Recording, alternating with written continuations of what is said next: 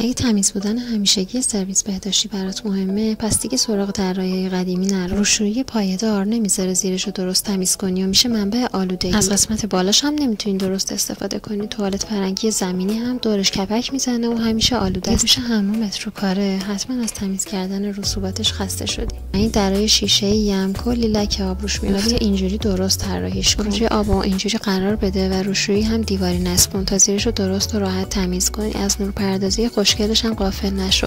حالا بیا توالت فرنگی رو والهنگ کار کن و مخزن آب رو پشتش و داخل دیوار مخفی کن. حالا یک فضای خوب برای قرار دادن وسایل داری. قسمت بالا رو هم کابینت برای وسایل بهداشتی و مراقبتی بذار. حالا بیا برای حمام از شیر آب تو کار استفاده کن و کف حمام رو 5 سانت پایین‌تر قرار بده. یک دیوار طبقه بندی شده اون رو از فضای دستشویی جدا کن. یه در ریلی هم بذار که حریم حمام حفظ بشه. برای آموزش‌های بیشتر حتما پیجمو فالو کن.